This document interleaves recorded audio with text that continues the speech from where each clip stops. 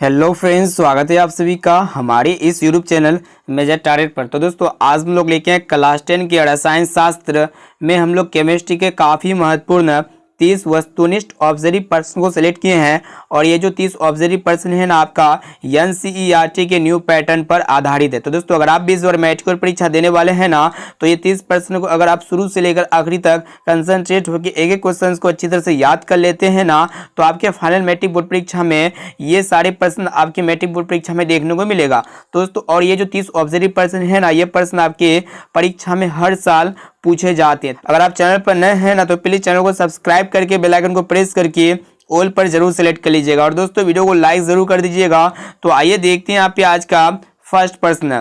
तो देखिए यहाँ पे आज का फर्स्ट प्रश्न बहुत ही महत्वपूर्ण है कि सल्फाइड एस्को का सांद्रण किया जाता है, यानी कि कौन से विधि से सल्फाइड एस्को का सांद्रण किया जाता है। ऑप्शन ए है हाथ से चुनकर या फिर निक्षालन द्वारा, और ऑप्शन सी है फेन प्लावन विधि द्वारा, और ऑप्शन डी है निस्तापन विधि द्वारा। तो दोस्तों सल्फाइड एस्को का सांद्रण जो है ना फेन प्लावन विधि द्वारा किया जाता है। यहाँ पे हमारा ऑप्शन नंबर सी जो है ना बिल्कुल सही उत्तर हो जाएगा। अब आइए दोस्तों देखते हैं यहाँ पे 2 नंबर प्रश्न काफी महत्वपूर्ण है कि क्लोरीन का परमाणु संख्या कितना होता है। काफी महत्वपूर्ण है। ऑप्शन ए है 9 या फिर 15, और ऑप्शन सी है 16, और ऑप्शन डी में है 17। तो दोस्तों क्लोरीन की परमाणु संख्या जो होता है ना 17 होता है, इसे आप लोग को याद रखना है। यहाँ पे हमारा ऑप्शन नंबर डी जो है ना बिल्कुल सही उत्तर हो जाएगा। और दोस्तों क्लोरीन का संकेत जो है ना Cl होता है, साथ में इसे भी आप लोग को याद रखना है। अब चलिए फ्रेंड्स देखते हैं यहाँ पे 3 नंबर प्रश्न काफी महत्वपूर्ण है। देखिएगा क्या कराए कि ग्रेफाइट होता है। ऑप्शन ए है विद्युत का कुचालक, ऑप्शन बी है विद्युत का सुचालक, और ऑप्शन सी है दोनों, और ऑप्शन डी है इनमें से कोई नहीं। तो दोस्तों ग्रेफाइट जो है ना विद्युत का सुचालक होता है। यहाँ पे हमारा ऑप्शन नंबर बी जो है ना बिल्कुल से उत्तर हो जाएगा। और दोस्तों ग्रेफाइट जो है ना अधातु होता है, साथ में इसे भी आप लोग को याद रखना है। अब चलिए फ्रेंड्स देखते हैं यहाँ पे 4 नंबर प्रश्न काफी महत्वपूर्ण है। देखिएगा क्या कराए कि आवर्त सारणी में कितने वर्ग है। काफी महत्वपूर्ण है। ऑप्शन ए है 5 या फिर 7, और ऑप्शन सी है 16, और ऑप्शन डी है 18। तो दोस्तों आवर्त सारणी में जो है ना 18 वर्ग होते हैं और 7 आवर्त होते हैं, साथ में इसे भी आप लोग को याद रखना है। तो यहाँ पे हमारा ऑप्शन नंबर डी जो है ना बिल्कुल सही उत्तर हो जाएगा। अब चलिए फ्रेंड्स देखते हैं यहाँ पे 5 नंबर प्रश्न काफी महत्वपूर्ण है। देखिए यहाँ पे क्या कराए कि सर्वाधिक आघात वर्धीय धातु कौन सा है। मोस्ट इंपोर्टेंट है। ऑप्शन ए है सोना, और ऑप्शन बी है चांदी, और ऑप्शन सी है तांबा, और ऑप्शन डी में आपका दिया हुआ है लोहा। तो दोस्तों सर्वाधिक आघात वर्धीय धातु जो है ना सोना होता है। यहाँ पे हमारा ऑप्शन नंबर ए जो है ना बिल्कुल सही उत्तर हो जाएगा। और दोस्तों 1 ग्राम सोना से जो है ना 2 किलोमीटर लंबा तार खींचा जा सकता है, साथ में से भी आप लोग को याद रखना है। अब चलिए फ्रेंड्स देखते हैं यहाँ पे 6ठा प्रश्न। देखिए यहाँ पे क्या कराए कि अयस्क में उपस्थित अशुद्धियों को क्या कहते हैं। मोस्ट इंपोर्टेंट प्रश्न है। ऑप्शन ए है गैंग या फिर पत्थर, और ऑप्शन सी है भर्जन, और ऑप्शन डी में आपका दिया हुआ है सांद्रण। तो दोस्तों अयस्क में उपस्थित अशुद्धियों को जो है ना गैंग कहते हैं। यहाँ पे हमारा ऑप्शन नंबर ए जो है ना बिल्कुल सही उत्तर हो जाएगा। दोस्तों इस वीडियो में हम लोग काफी महत्वपूर्ण 30 मोस्ट इंपोर्टेंट ऑब्जर्व क्वेश्चंस को देख रहे हैं। और दोस्तों ये जो 30 ऑब्जर्व प्रश्न है ना, अगर ये 30 ऑब्जर्व प्रश्न को देख लेते हैं तो फाइनल मैट्रिक बोर्ड परीक्षा में बहुत सारे प्रश्न जो है ना इसी से आएगा। और दोस्तों ये केमिस्ट्री का जो है ना चुनिंदा प्रश्न है। एक एक क्वेश्चन को जो है ना कंसंट्रेट होकर ध्यानपूर्वक देखना है और उसको याद कर लेना है। और दोस्तों ये 30 प्रश्न में से अगर आपको जो भी प्रश्न याद ना होना तो उस प्रश्न को नोट करके उसे जरूर याद कर लीजिएगा। अब आइए फ्रेंड्स देखते हैं यहाँ पे 7वां प्रश्न। तो देखिएगा यहाँ पे 7वां प्रश्न क्या कराए कि शुद्ध सोना कैसा होता है। ऑप्शन ए कठोर, और ऑप्शन बी है मुलायम, और ऑप्शन सी है अति कठोर, और ऑप्शन डी में आपका दिया हुआ है इनमें से कोई नहीं। तो दोस्तों शुद्ध सोना जो है ना कठोर होता है, यानी कि हार्ड होता है। यहाँ पे हमारा ऑप्शन नंबर ए जो है ना बिल्कुल सही उत्तर हो जाएगा। और दोस्तों एक प्रश्न ये भी पूछे जाते हैं जो शुद्ध सोना होता है ना वो आपका कितना कैरेट का होता है। 24 कैरेट का होता है, साथ में इसे भी आप लोग को याद रखना है। अब चलिए फ्रेंड्स देखते हैं यहाँ पे 8 नंबर प्रश्न काफी महत्वपूर्ण है। देखिएगा क्या कराए कि लोहे को जिंक से लेपित करने की प्रक्रिया को क्या कहते हैं। मोस्ट इंपोर्टेंट प्रश्न है। ऑप्शन ए है गैल्वेनीकरण, और ऑप्शन बी है एनोडीकरण, और ऑप्शन सी है पानी चढ़ाना, और ऑप्शन डी में आपका दिया हुआ इनमें से कोई नहीं। तो दोस्तों लोहे को जिंक से लेपित करने की प्रक्रिया को गैल्वेनीकरण या फिर यसद लेपन या फिर गैल्वेनाइजेशन कहते हैं। यहाँ पे हमारा ऑप्शन नंबर ए जो है ना बिल्कुल सही उत्तर हो जाएगा। अब चलिए फ्रेंड्स देखते हैं यहाँ पे 9 नंबर प्रश्न, जो मोस्ट इंपोर्टेंट प्रश्न है, देखिएगा ध्यानपूर्वक क्या कराए कि 1 ग्राम सोना से कितना लंबा तार बनाया जा सकता है। मोस्ट इंपोर्टेंट प्रश्न है। ऑप्शन ए है 1 किलोमीटर, और ऑप्शन बी है 2 किलोमीटर, और ऑप्शन सी है 3 किलोमीटर, और ऑप्शन डी है 4 किलोमीटर। तो दोस्तों 1 ग्राम सोना से जो है ना 2 किलोमीटर लंबा तार बनाया जा सकता है। यहाँ पे हमारा ऑप्शन नंबर बी जो है ना बिल्कुल से उत्तर हो जाएगा। काफी महत्वपूर्ण प्रश्न देख रहे हैं, प्लीज वीडियो को संपूर्ण शुरू से लेकर आखिरी तक जरूर देखिएगा। और दोस्तों सोना जो होता है ना सबसे अधिक सर्वाधिक तन्य होता है, साथ में से भी आप लोग को याद रखना है। अब चलिए फ्रेंड्स देखते हैं यहाँ पे 10 नंबर प्रश्न। देखिए यहाँ पे 10 नंबर प्रश्न क्या कराए कि सोना किसमें घुलता है। काफी महत्वपूर्ण है। ऑप्शन ए है अम्लराज में, या फिर सल्फ्यूरिक अम्ल में, या फिर नाइट्रिक अम्ल में, और ऑप्शन डी इनमें से कोई नहीं। तो दोस्तों ये सोना जो है ना अम्लराज में घुलता है। यहाँ पे हमारा ऑप्शन नंबर ए जो है ना बिल्कुल से उत्तर हो जाएगा। काफी महत्वपूर्ण प्रश्न है। तो दोस्तों अभी तक वीडियो को लाइक नहीं किए हैं ना दोस्तों, वीडियो को लाइक जरूर कर दीजिएगा, और चैनल पर नए हैं ना तो प्लीज चैनल को सब्सक्राइब करके बेल आइकन को प्रेस करके ऑल पर जरूर सेलेक्ट कर लीजिएगा। और दोस्तों ये 30 प्रश्न को देखने के बाद आप लोग हमें कमेंट करके लास्ट में बताइएगा कि ये 30 प्रश्न में से पहले से आप लोगों को कितना प्रश्न याद था। अब चलिए फ्रेंड्स देखते हैं यहाँ पे अगला प्रश्न।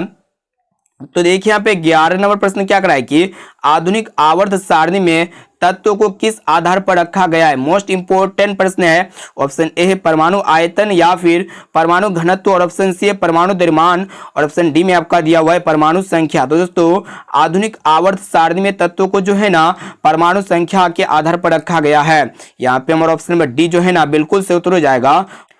अब चलिए फ्रेंड्स देखते हैं यहाँ पे अगला प्रश्न है। तो देखिए यहाँ पे 12 नंबर प्रश्न क्या कराए कि देखिएगा कि सबसे पहले आवर्त सारणी किसने बनाया था। मोस्ट इंपोर्टेंट प्रश्न है। ऑप्शन ए है मेंडलीव ने, या फिर मोसले ने, और ऑप्शन सी है डोवेनाइनर ने, और ऑप्शन डी में आपका दिया हुआ है न्यूलैंड ने। तो दोस्तों सबसे पहले आवर्त सारणी जो है ना मेंडलीव ने बनाए थे। यहाँ पे हमारा ऑप्शन नंबर ए जो है ना बिल्कुल से उत्तर हो जाएगा। और दोस्तों आधुनिक आवर्त सारणी जो है ना मोसले ने बनाए थे, साथ में से भी आप लोग को याद रखना है। अब चलिए फ्रेंड्स देखते हैं यहाँ पे अगला प्रश्न। तो देखिए यहाँ पे 13 नंबर प्रश्न मोस्ट इंपोर्टेंट है कि हीलियम कैसा तत्व है। तो दोस्तों ऑप्शन ए में आपका दिया अभिक्रियाशील, या फिर उदासीन, और ऑप्शन सी है निष्क्रिय, और ऑप्शन डी में आपका दिया हुआ है इनमें से कोई नहीं। तो दोस्तों हीलियम जो है ना यह एक निष्क्रिय गैस है। यहाँ पे हमारा ऑप्शन नंबर सी जो है ना बिल्कुल से उत्तर हो जाएगा। अब चलिए फ्रेंड्स देखते हैं यहाँ पे अगला प्रश्न। तो देखिए यहाँ पे 14 नंबर प्रश्न क्या कराए कि कार्बन और हाइड्रोजन के संयोग से क्या बनता है। मोस्ट इंपोर्टेंट प्रश्न है। ऑप्शन ए है आयनिक यौगिक, और ऑप्शन बी है हाइड्रोकार्बन, और ऑप्शन सी है हैलोजन, और ऑप्शन डी में आपका दिया हुआ है अम्लराज। तो दोस्तों कार्बन और हाइड्रोजन के संयोग से जो है ना हाइड्रोकार्बन बनता है। यहाँ पे हमारा ऑप्शन नंबर बी जो है ना बिल्कुल से उत्तर हो जाएगा। अब चलिए फ्रेंड्स देखते हैं यहाँ पे अगला प्रश्न। तो देखिए यहाँ पे 15 नंबर प्रश्न भी मोस्ट इंपोर्टेंट है कि प्राकृतिक रबड़ किसका बहुलक है। ऑप्शन ए है आइसोपेरिन का, या फिर एसिटिलीन का, और ऑप्शन सी है कार्बन का, और ऑप्शन डी में आपका दिया हुआ इनमें से कोई नहीं। तो दोस्तों प्राकृतिक रबड़ जो है ना आइसोपेरिन का पॉलीमर है, यानी कि बहुलक है। यहाँ पे हमारा ऑप्शन नंबर ए जो है ना बिल्कुल से उत्तर हो जाएगा। तो दोस्तों इसमें हम लोग काफी महत्वपूर्ण अत्यंत महत्वपूर्ण 30 VBI ऑब्जर्व क्वेश्चंस को देख रहे हैं, जो आपके और जो है ना आपके मैट्रिक बोर्ड परीक्षा में बहुत सारे ऐसे प्रश्न इसी से देखने को मिलेगा, इसलिए क्वेश्चंस को कंसंट्रेट होके याद कर लीजिएगा। अब चलिए फ्रेंड्स देखते हैं यहाँ पे 16 नंबर प्रश्न। देखिएगा ध्यानपूर्वक क्या कराए कि निम्न में से कौन सा पदार्थ बिना ज्वाला का जलता है। मोस्ट इंपोर्टेंट प्रश्न है। ऑप्शन ए है मोमबत्ती, और ऑप्शन बी है केरोसिन तेल, और ऑप्शन सी है कोयले, और ऑप्शन डी में आपका दिया मीथेन गैस। तो दोस्तों ये कोयला जो होता है ना किसका जलता है, बिना ज्वाला का जलता है। यहाँ पे हमारा ऑप्शन नंबर सी जो है ना बिल्कुल से उत्तर हो जाएगा। और दोस्तों ये कोयला ऊर्जा का अनवीकरणीय संसाधन होता है, साथ में से भी आप लोग को याद रखना है। अब चलिए फ्रेंड्स देखते हैं यहाँ पे 17 नंबर प्रश्न मोस्ट इंपोर्टेंट है। देखिएगा क्या कराए कि CNG का मुख्य अवयव निम्न में से कौन सा है। ऑप्शन ए है मीथेन, और ऑप्शन बी है इथेन, और ऑप्शन सी है प्रोपेन, और ऑप्शन डी में आपका दिया हुआ इनमें से कोई नहीं। तो दोस्तों CNG का जो मुख्य अवयव है ना मीथेन है। यहाँ पे हमारा ऑप्शन नंबर ए जो है ना बिल्कुल से उत्तर हो जाएगा। और दोस्तों ये CNG का जो फुल फॉर्म होता है, सी से आपका क्या होता है कंप्रेस्ड होता है, और एन से नेचुरल होता है, और जी से आपका गैस होता है, यानी कि CNG का फुल फॉर्म होता है कंप्रेस्ड नेचुरल गैस। साथ में से भी आप लोग को याद रखना है। अब चलिए फ्रेंड्स देखते हैं यहाँ पे 18 नंबर प्रश्न काफी महत्वपूर्ण। देखिएगा क्या कराए कि LPG एक गंधहीन गैस है, इसमें गंध के लिए क्या मिलाया जाता है। मोस्ट इंपोर्टेंट प्रश्न है। ऑप्शन ए में आपका दिया मीथेन, या फिर इथेन, और ऑप्शन सी प्रोपेन, और ऑप्शन डी है एथिल मार्केप्टोन। तो दोस्तों LPG एक गंधहीन गैस होता है, इसमें गंध के लिए जो है ना एथिल मार्केप्टोन मिलाया जाता है। यहाँ पे हमारा ऑप्शन नंबर डी जो है ना बिल्कुल सही उत्तर हो जाएगा। और दोस्तों एलपीजी का विस्तार जो है ना लिक्विफाइड पेट्रोलियम गैस होता है, साथ में इसे भी आप लोग को याद रखना है। अब चलिए फ्रेंड्स देखते हैं यहाँ पे 19वां प्रश्न मोस्ट इंपोर्टेंट देखिएगा क्या करा है कि जिनके ब्राह्मण कक्षा में 5, 6 या 7 इलेक्ट्रॉन हो तो उसे हम लोग क्या कहते हैं। ऑप्शन ए धातु या फिर अधातु और ऑप्शन सी उपधातु और ऑप्शन डी में आपका दिया इनमें से कोई नहीं। तो दोस्तों जिनके ब्राह्मण कक्षा में 5, 6 या 7 इलेक्ट्रॉन होते हैं ना उसे हम लोग अधातु कहते हैं। यहाँ पे हमारा ऑप्शन नंबर बी जो है ना बिल्कुल सही उत्तर हो जाएगा। और दोस्तों जिनके ब्राह्मण कक्षा में 1, 2 या 3 इलेक्ट्रॉन होते हैं ना उसे हम लोग धातु कहते हैं, साथ में इसे भी आप लोग को याद रखना है। अब चलिए फ्रेंड्स देखते हैं यहाँ पे अगला प्रश्न।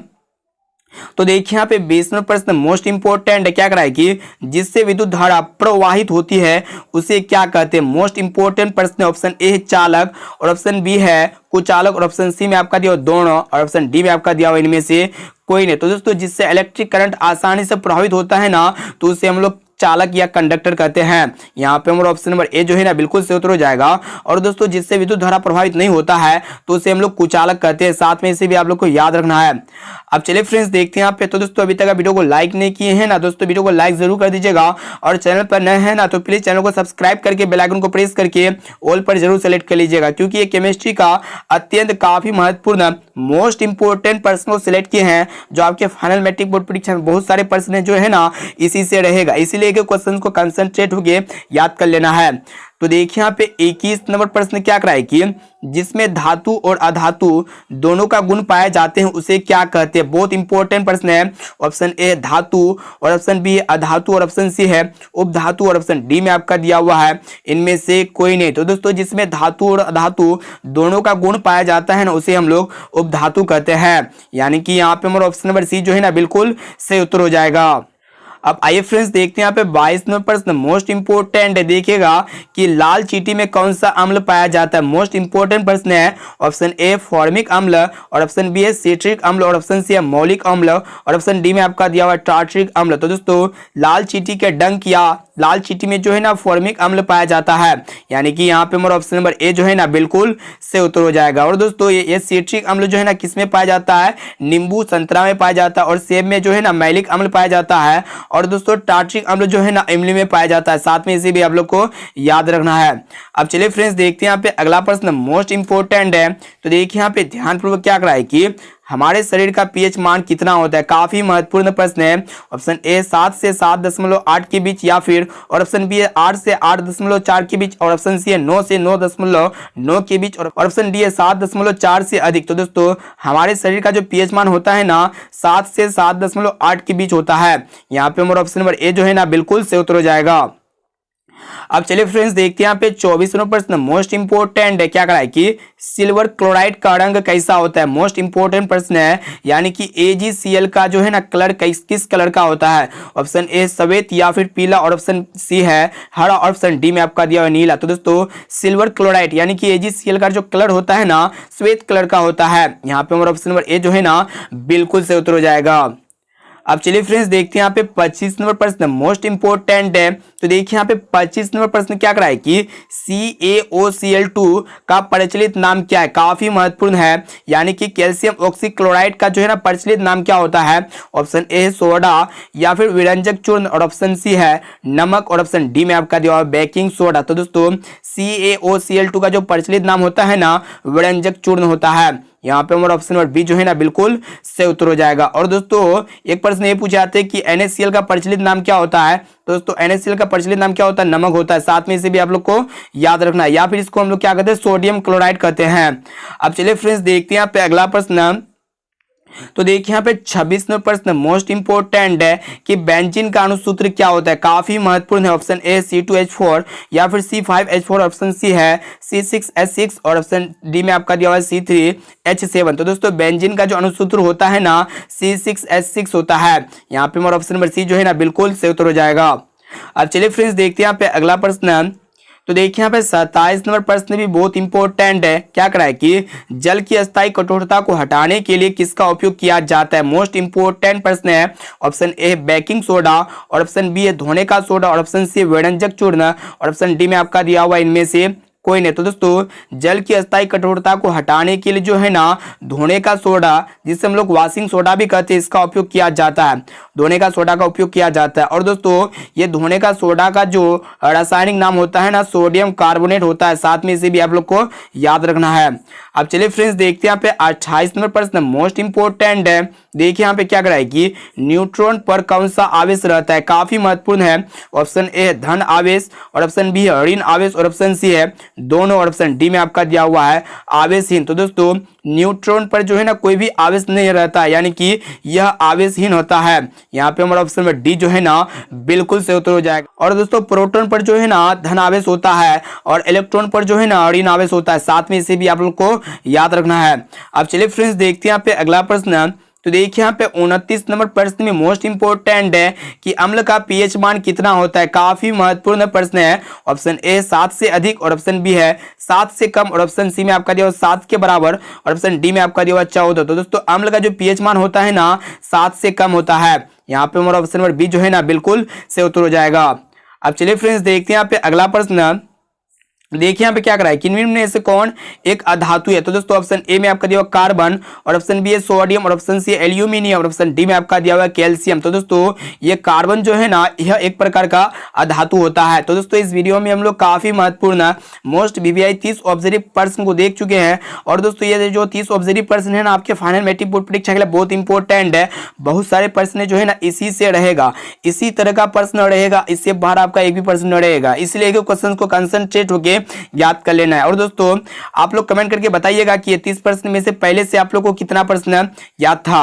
अब आइए फ्रेंड्स देखते हैं यहाँ पे आज का होमवर्क प्रश्न जो स्पेशली आपके लिए तैयार किया गया। इसका जवाब जो है ना आप लोग कमेंट करके बताना है। क्वेश्चन से करा है कि अम्लीय विलयन का पीएच मान कितना होता है। ऑप्शन ए 6, या फिर 8, या फिर 11, और ऑप्शन डी में आपका दिया हुआ है 7। तो दोस्तों इसका जवाब आप लोग हमें कमेंट करके जरूर बताइएगा कि अम्लीय विलयन का पीएच मान कितना होगा।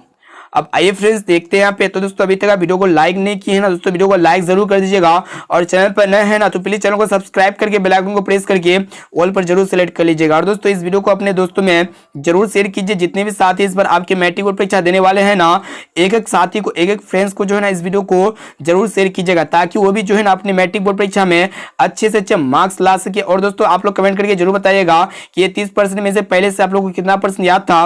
और दोस्तों HW का आंसर क्या होगा, इसका भी जवाब आप लोग हमें कमेंट करके जरूर बताइएगा। तो दोस्तों फिर मिलते हैं।